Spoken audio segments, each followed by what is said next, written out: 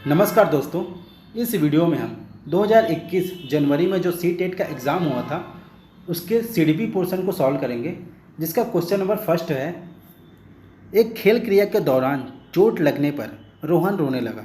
यह देखकर उसके पिता ने कहा, लड़कियों की तरह व्यवहार न करो, लड़के रोते नहीं हैं। पिता का यह कथन लैंगिक रूढ़िवादिताओं को दर्शाता है, लैंगिक रूढ़िवादिताओं को चुनौती देता है, लैंगिक भेदभाव को कम करता है या फिर लैंगिक समानता को बढ़ावा देता है। तो इसका करेक्ट आंसर होगा फर्स्ट, लैंगिक रूढ़िवादिताओं को दर्शाता है। क्वेश्चन नंबर सेकंड, एक प्रगतिशील कक्षा में अर्थात प्रोग्रेसिव क्लासरूम में अध्यापक को अटल पाठ्यक्रम का पालन करना चाहिए, विद्यार्थियों में प्रतिस्पर्धा पर बल देना चाहिए, ज्ञान की संरचना के लिए प्रचुर मौके प्रदान करना चाहिए या फिर विद्यार्थियों को उनके अकादमिक अंकों के आधार पर नामांकित करना चाहिए। क्योंकि प्रोग्रेसिव क्लासरूम अर्थात प्रगतिशील कक्षा का आशय होता है कि किसी भी बच्चों को आगे बढ़ाने के लिए उनको अलग अलग मौके दिए जाए, जिससे वो सीखें या फिर गलतियां करके उसको सुधारें और सीखें और आगे बढ़ें। ठीक है, तो इसका करेक्ट आंसर होगा थर्ड, ज्ञान की संरचना के लिए प्रचुर मौके प्रदान करने चाहिए। क्वेश्चन नंबर थर्ड, एक गतिविधि के दौरान छात्रों को संघर्ष करते देख एक अध्यापिका बच्चों को संकेत और इशारे जैसे क्या, क्यों, कैसे प्रदान करने का फैसला लेती है। लियो वाइगोस्की के सिद्धांत के अनुसार अध्यापिका की यह योजना बच्चों को अधिगम के लिए अनुत्प्रेरित निष्प्रेरित करेगी अर्थात डिमोटिवेट करेगी। सेकेंड है, अधिगम के लिए पाढ़ आधारभूत संरचना का काम करेगी, मतलब स्कैफोल्डिंग का काम करेगी, मतलब वन काइंड ऑफ हेल्प का काम करेगी। थर्ड है, छात्रों में प्रत्याहार निकास प्रवृत्तियां पैदा करेगी, मतलब बलपूर्वक कार्य करने के लिए प्रेरित करेगी, या फिर अधिगम की प्रक्रिया में अर्थहीन अर्थात इसका अधिगम से कोई लेना देना नहीं है। ठीक है, तो इसका करेक्ट आंसर होगा सेकेंड, अधिगम के लिए प्राण आधारभूत संरचना का काम करेगी। क्वेश्चन नंबर फोर्थ, बच्चों के समाजीकरण के संदर्भ में निम्न में से कौन सा कथन सही है।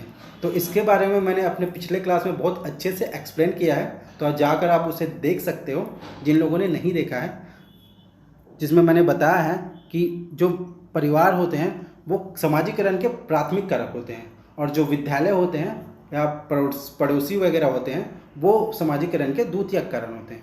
ठीक है, तो इसका करेक्ट आंसर होगा विद्यालय समाजीकरण का द्वितीयक कारक है और परिवार समाजीकरण का एक प्राथमिक कारण है। तो इसका पहला ही ऑप्शन जो है वो करेक्ट होगा, क्योंकि इसमें दिया गया है कि जो परिवार है वो समाजीकरण का प्राथमिक कारण है और विद्यालय जो है वो समाजीकरण का द्वितीयक कारण है। बाकी किसी ऑप्शन में ऐसा तो नहीं दिख रहा, तो इसका करेक्ट आंसर होगा फर्स्ट। क्वेश्चन नंबर फिफ्थ, बहुबुद्धि का सिद्धांत जोड़ देता है कि अर्थात मल्टीपल इंटेलिजेंस जोड़ देता है बुद्धि लब्धि केवल वस्तुनिष्ठ परीक्षणों द्वारा ही मापी जा सकती है, मतलब आईक्यू टेस्ट द्वारा ही मापी जा सकती है। एक आयाम में बुद्धिमत्ता अन्य सभी आयामों में बुद्धिमत्ता निर्धारित करती है, मतलब अगर कोई बच्चा पढ़ने में अच्छा है तो वो खेलने में भी अच्छा होगा। इस तरीके से हम किसी भी बच्चे में बुद्धि लब्धि की या फिर आईक्यू टेस्ट कर सकते हैं। ठीक है, बुद्धिमत्ता की विभिन्न दशाएं हैं, जैसे कि हम जानते हैं कि जरूरी नहीं कि अगर कोई बच्चा पढ़ने में अच्छा है तो वो खेलने में भी अच्छा होगा या फिर खेलने में अच्छा है तो वो पढ़ने में होगा। तो इस तरीके से उसकी विभिन्न दशाएं हैं, या फिर बुद्धिमत्ता में कोई व्यक्तिगत विभिन्नताएं नहीं होती, मतलब उसकी कोई खास बात नहीं होती। ठीक है, तो इसका करेक्ट आंसर होगा थर्ड, बुद्धिमत्ता की विभिन्न दशाएं होती हैं, क्योंकि हमको पता है कि जरूरी नहीं कि कोई बच्चा अच्छा पढ़ता है तो वो खेलने में भी अच्छा होगा। ठीक है, क्वेश्चन नंबर 6, लॉरेंस कोल्डबर्ग के सिद्धांत के अनुसार किसी कार्य को इसलिए करना क्योंकि दूसरे इसे स्वीकृति देते हैं नैतिक विकास के खालिस्तानीकरण को दर्शाता है। तो इसके बारे में जो लॉरेंस कोल्डबर्ग की जो सिद्धांत है उसके बारे में मैं अच्छे से आने वाले क्लासेस में एक्सप्लेन करूँगा। तो अगर आपको उन क्लासेस को अटेंड करना है तो इस चैनल को सब्सक्राइब कर लेना, क्योंकि आगे हम ऐसी बहुत सारे टॉपिक्स सीडीपी के हम लाएंगे थ्योरीज को लेकर, और क्वेश्चन आंसर भी काफ़ी प्रैक्टिस करने वाले हैं। तो अगर आपको ज़रूरत है इस क्लास की तो आप प्लीज़ इस चैनल को सब्सक्राइब कर लेना और हम अच्छे से एक्सप्लेन करेंगे। ठीक है, तो इसका करेक्ट आंसर वैसे तो कन्वेंशनल होगा अर्थात प्रथागत, क्योंकि उसी में किसी भी रूल्स को फॉलो करने की बात होती है। तो जो रूल्स फॉलो की बात होती है, जो कि इस क्वेश्चन में दिख रहा है किसी कार्य को इसलिए करना है क्योंकि दूसरे इसे स्वीकृति देते हैं, तो वो कहीं ना कहीं रूल्स को फॉलो करने की बात कर रहा है। तो इसका करेक्ट आंसर होगा सेकेंड, प्रथागत कन्वेंशनल। क्वेश्चन नंबर 7, लेव वाइगोस्की का सांस्कृतिक परिप्रेक्ष्य अधिगम प्रक्रिया में खालिस्तान के महत्व पर जोर देते हैं। पहला है सांस्कृतिक उपकरणों, सेकंड है गुणारोपण, थर्ड है अभिप्रेरणा या फिर संतुलीकरण। तो इसका करेक्ट आंसर होगा फर्स्ट है सांस्कृतिक उपकरणों। इसके बारे में भी लेव वाइगोस्की के जो भी सिद्धांत है उसके बारे में भी हम आगे आने वाले क्लासेस में बहुत अच्छे से एक्सप्लेन करेंगे। तो चैनल को सब्सक्राइब कर लेना, क्योंकि हम बहुत अच्छे से उसे एक्सप्लेन करेंगे। ठीक है, जीन पियाजे के भी बारे में हम आगे बहुत अच्छे से एक्सप्लेन करेंगे। सारे क्लासेस आएंगे, पूरे सीडीपी के पोर्शंस कवर अप होने वाले हैं इस चैनल पे। तो अगर आपको चाहिए तो इस चैनल को सब्सक्राइब कर लेना और बने रहना। ठीक है। क्वेश्चन नंबर 8, जीन पियाजे अपने संज्ञानात्मक विकास के सिद्धांत में संरचनात्मक संरचनाओं को खालिस्तान के रूप में वर्णित करते हैं। ठीक है, मतलब अपनी याद करने की जो क्रिया विधि है कि हम किसी भी चीज़ को कैसे रिलेट करके याद करते हैं, उसको कहाँ रखते हैं। ठीक है, तो उन्होंने इसके बारे में स्कीमा की बात करी थी। तो इसका हम करेक्ट आंसर हम सीधा बता देता हूँ। तो इसका करेक्ट आंसर होगा फोर्थ स्कीमा, मनोबंध। ठीक है। क्वेश्चन नंबर 9, जीन पियाजे के संज्ञानात्मक विकास के सिद्धांत में पूरे संज्ञानात्मक अवस्था में विकास का मुख्य गुण क्या होता है। तो मैं आपको बेसिक बता देता हूँ कि जीन पियाजे ने 4 स्टेजेस की बात की थी। ठीक है, तो जिसमें से जो पूर्व संक्रियात्मक अवस्था है वो 2 साल से 7 वर्ष के अंतर्गत आता है। ठीक है, तो इसका करेक्ट आंसर है विचार सोच में केंद्रीकरण। सेकंड, विचार सोच में केंद्रीकरण। तो इसके बारे में बहुत अच्छे से एक्सप्लेन उन्होंने पूरा 4 जो स्टेजेस बताए थे, उसके अलावा भी उन्होंने बहुत सारी चीज़ें बोली थी।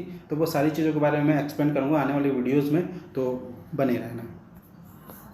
क्वेश्चन नंबर 10, विकास के संदर्भ में निम्न में से कौन सा कथन सही है।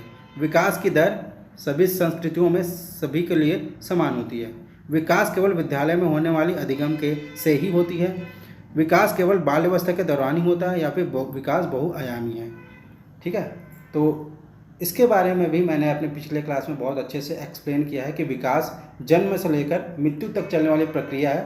तो पहला वाला ऑप्शन तो नहीं होगा, सेकंड वाला ऑप्शन भी नहीं होगा, थर्ड वाला ऑप्शन भी नहीं होगा, लास्ट वाला होगा, क्योंकि विकास जो है निरंतर चलने वाली प्रक्रिया है जन्म से लेकर मृत्यु तक। क्वेश्चन नंबर 11, जन्म से किशोरावस्था तक बच्चों में विकास किस क्रम में होता है। फर्स्ट है संवेदिक सेंसरी, मूर्त कॉन्क्रीट, फिर अमूर्त अब्स्ट्रैक्ट, या फिर अमूर्त सांवेदिक मूर्त अमूर्त सांवेदिक, या फिर अमूर्त मूर्त सांवेदिक।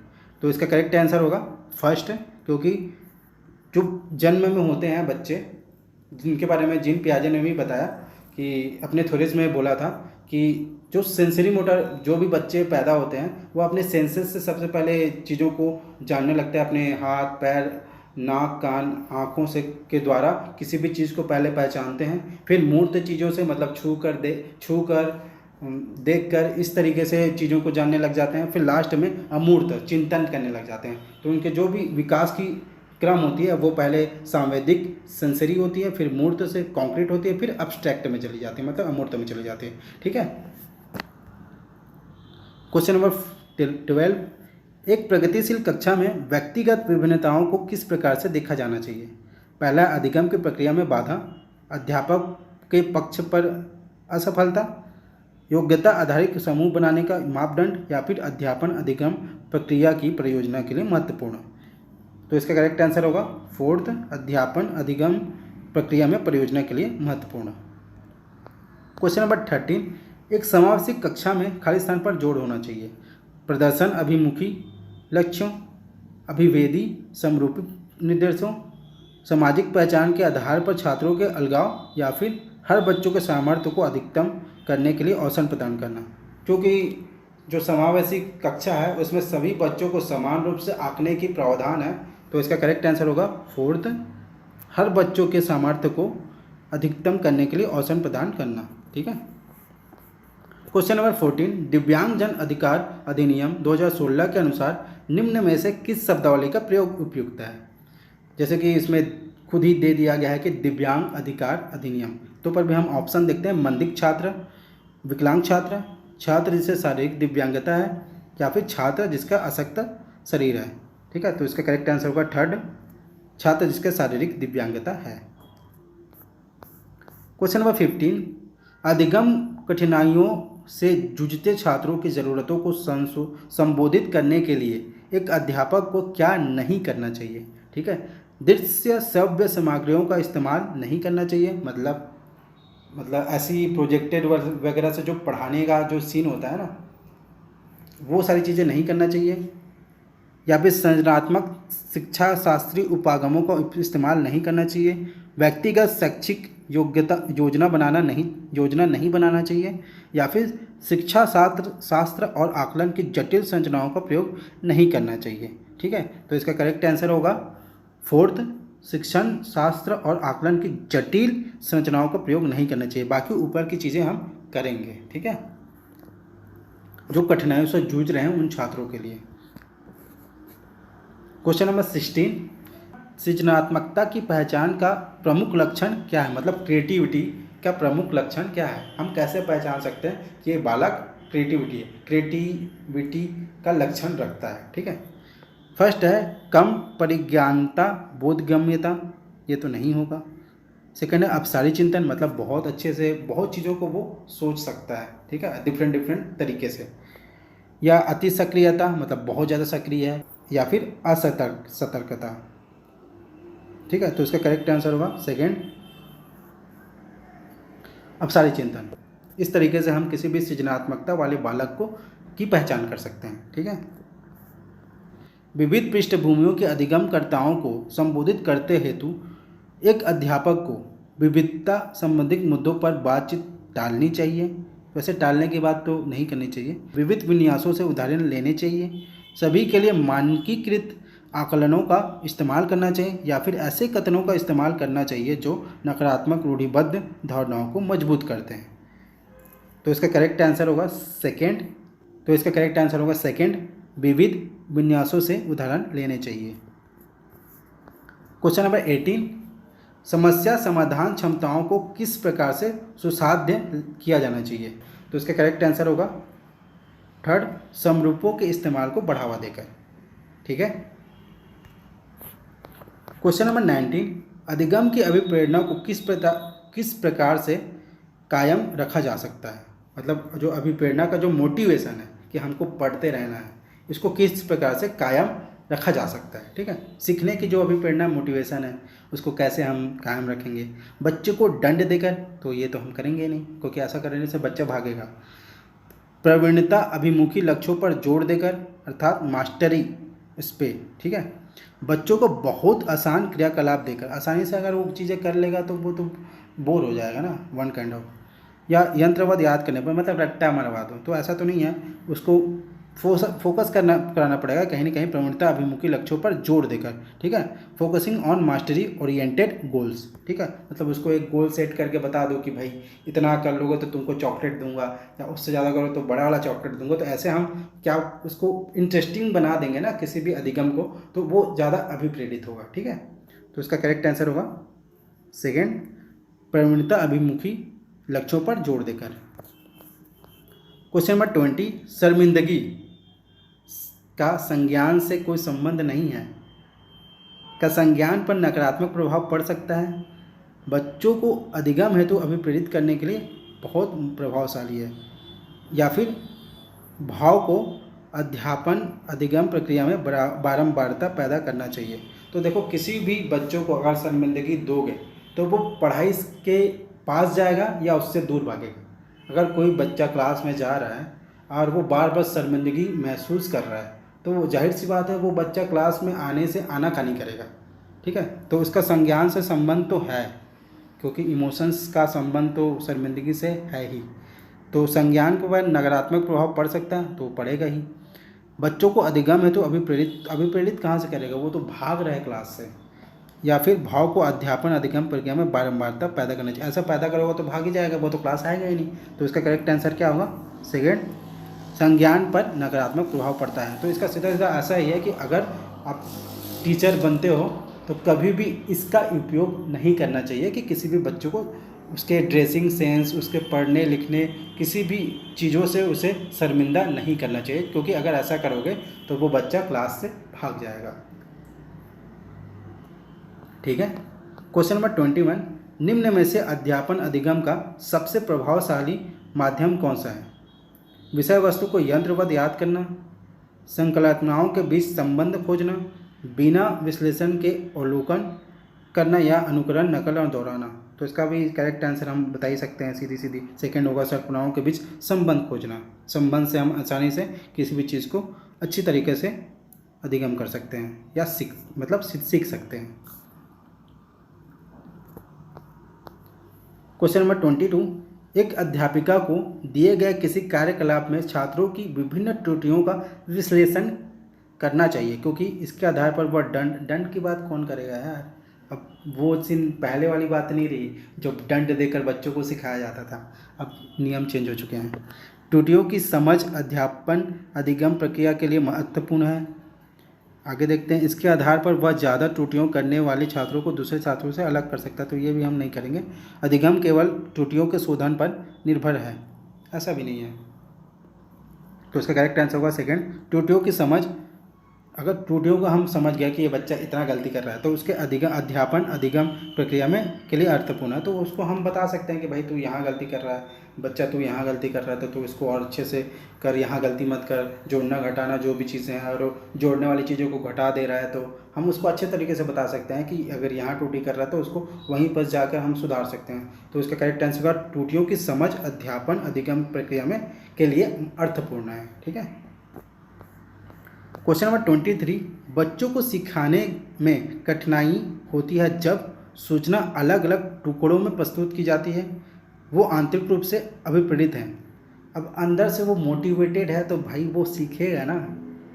अधिगम सामाजिक संदर्भ में है, मतलब अगर समाज से जुड़ा हुआ है और उससे जुड़ा, मतलब हम अगर उसके परिवारजनों की बात करेंगे, उसके रिलेटिव्स की बात करेंगे, तो उससे जुड़ा हुआ है तो वो और एक्साइटेड होगा पढ़ने के लिए। विषय वस्तु को बहुरूप में प्रस्तुत किया गया हो। बहुरूप का आशय है कि विषय को बहुत अच्छे से एक्सप्लेन कर दिए किसी को संदर्भ से, किसी एग्जाम्पल से, तो उस चीज़ से भी वो बच्चा अच्छे से क्या होगा, मोटिवेटेड होगा और उस चीज़ को सीखने के लिए अभिप्रेरित होगा। ठीक है। लेकिन जो सूचना अलग अलग टुकड़ों में अगर मिलता है तो वो कहीं ना कहीं इस चीज़ से डिमोटिवेट हो जाएगा।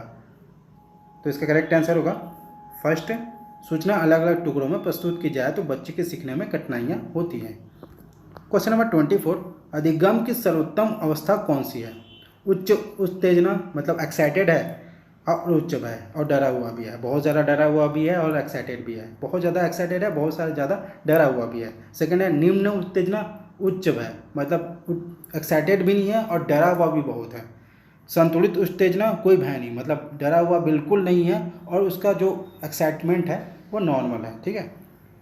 लास्ट है कोई उत्तेजना नहीं, कोई भय नहीं।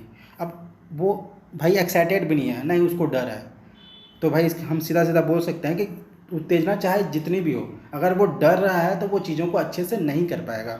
और इसमें ऐसा होता है कि उच्च उत्तेजना और भय बिल्कुल नहीं है, तो हम उस पर ज़रूर लगाते टिक, लेकिन यहाँ ऐसा कुछ भी नहीं है। तो इसका करेक्ट आंसर होगा थर्ड, संतुलित उत्तेजना और भय बिल्कुल नहीं, क्योंकि डरा हुआ नहीं है तो उत्तेजना अगर नॉर्मल है तो वो चीज़ों को अच्छे से कर पाएगा। ठीक है। क्वेश्चन नंबर 25, अधिगम का संरचनात्मक विचार यह सुझाव देता है कि ज्ञान की संरचना में बच्चों की कोई भूमिका नहीं होती। बच्चे पूर्ण रूप से वयस्कों पर निर्भर करते हैं। बच्चे सक्रिय भूमिका निभाते हैं या फिर बच्चे पूर्ण रूप से पाठ्य पुस्तक पर निर्भर करते हैं। तो इसका जो पॉजिटिव आंसर है वो तो आपको दिख ही रहा है कि थर्ड है, बच्चे सक्रिय रूप से भूमिका निभाते हैं। ठीक है। क्वेश्चन नंबर 26, अधिगम के लिए निम्न में से कौन सी धारणा उपयुक्त है? योग्यता सुधार्य है, मतलब एबिलिटीज इम्प्रूवेबल। ठीक है। योग्यता अटल है, मतलब एबिलिटी फिक्स है कि भाई इतना ही होगा और तेरे में कोई एबिलिटी आगे नहीं बढ़ेगा। ठीक है।